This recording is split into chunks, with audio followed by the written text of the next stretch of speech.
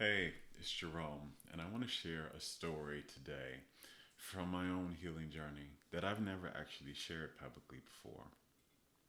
And I'm sharing this story because I truly hope that you will learn something from it for your own healing journey or for someone else who is close to you that may be going through a healing journey right now. So, if you've been following my videos or been following my story, you know that I've had two near death experiences, and this particular story came up in my first near death experience. So, this was in 2004, and I had checked in the hospital with what I thought was the flu, but ended up instead being diagnosed with two terminal diseases and several life threatening illnesses, and told I had 7 days to live. Well, after the initial near death experience that I had on my deathbed, I began to do some healing work. So I was, following alkaline vegan eating. I was meditating and journaling a lot. I was doing some work to heal my wounds. I was doing a lot of appreciation and things like that. So I was in the hospital doing all this work for a month. And as every week passed, past the initial 7 days that I was given to live, they would be like, oh, well, you seem to be progressing a bit, but you probably have 2 more weeks. Or, oh, when 2 weeks would pass, you may have just a few more months or whatever. And so it came to a point where I was in the hospital for a month, and then I was getting discharged from the hospital. So I was going home, and they were thinking I just may have months to live now instead of just weeks.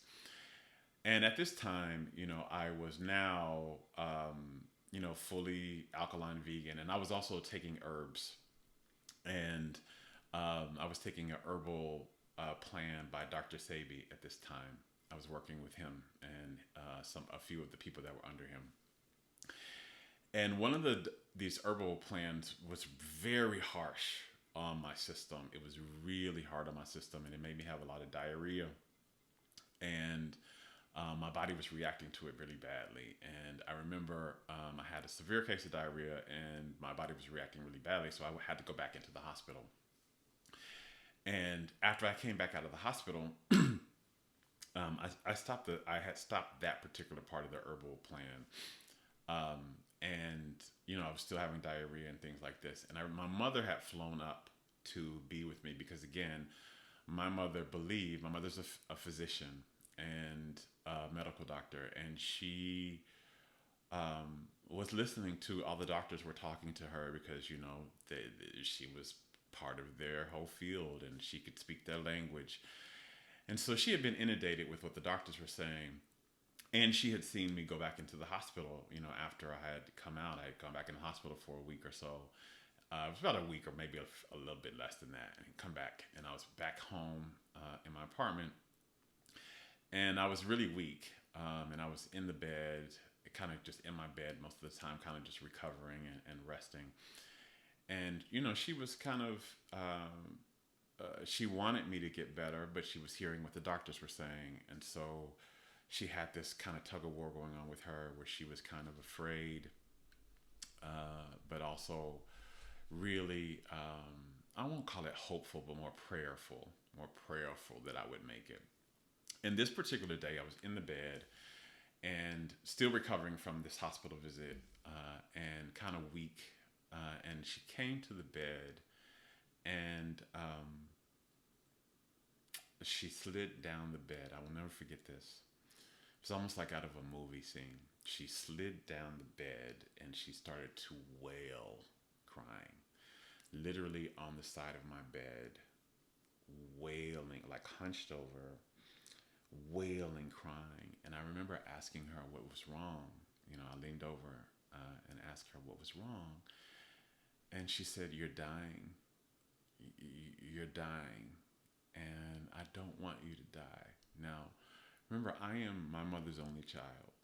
So this is her only child. From all of her medical understanding, I wasn't going to get better. I was going to die. And from what she saw, right? So I just had a horrible bout of diarrhea. I had a horrible bout of dehydration. It looked like I wasn't getting better. And so she, from her point of view, I was dying, and so she was breaking down on the side of my bed in this moment that was such a tender moment because I had never seen my mother quite vulnerable like that. And I had never seen her. You know, we grow up as kids and we think of our parents as super strong and superheroes. This was my first time seeing my mother scared, really, and sad. And it hit me so much. But it was what happened for me right then that was something that changed what I understood about healing. And I remember leaning over to the side of the bed and I told my mother, I'm not going to die. I'm actually better than I am now than when you saw me. First, when you came, you know, the day after they called you to tell you that I was dying in the hospital. I'm not going to die. It's okay. And I can tell you that in that moment, this wasn't just an effort of me to try to soothe my mother, although I really wanted her to be soothed because, again, I had never had to soothe my mother before, right? I'd never had to soothe that was my mother's job. She soothed me. I'd never been in that position before. But it wasn't coming from this space. It was coming from an absolute knowing and an absolute feeling within me. Because within me, even though my body was in pain, even though it looked like my body was ill, like it wasn't really getting all that better, internally, I felt well. I felt more well than I had felt in a long time. I felt loved. I felt held. I didn't have shame around me that I had been carrying for years. I didn't have that shame because all the stuff, one of the things me and my family did while I was in the hospital was I just shared everything, all the secrets that I had, I just told them, right? And all the things I had been hiding, it just came out. So there were no secrets anymore. I felt lighter. I felt freer. I had been doing some healing work and inner work around appreciating myself and loving the parts of me that I was ashamed of. So I felt like I was loving my body. I felt like I was healed. I did. Even though on the outside, nothing on the outside mirrored that. Nothing on the outside mirror, except that I was out of the hospital and I was doing better than dying in 7 days. But nothing else looked like, the test results weren't saying that I was getting better per se. Lab results weren't saying that. And my body wasn't, if you were looking at it from the outside, it wasn't saying it. But everything on internally, I knew that I was going to be well because what I felt inside was well. And I trusted that.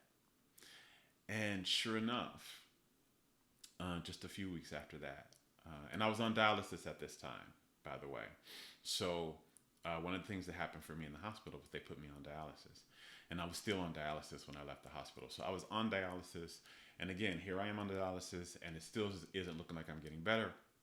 But I could feel it internally. And I'm not talking about I could feel my cells better. I could just feel my energy. I could feel my soul. I was well inside. And sure enough, 2 weeks after that time that she was on my bed crying, saying that I was going to die. And again, my mother was a physician. And from what she was assessing, from what the doctors were telling her and what she could see with her own physician eyes and looking at me and dealing with me every day, I was dying.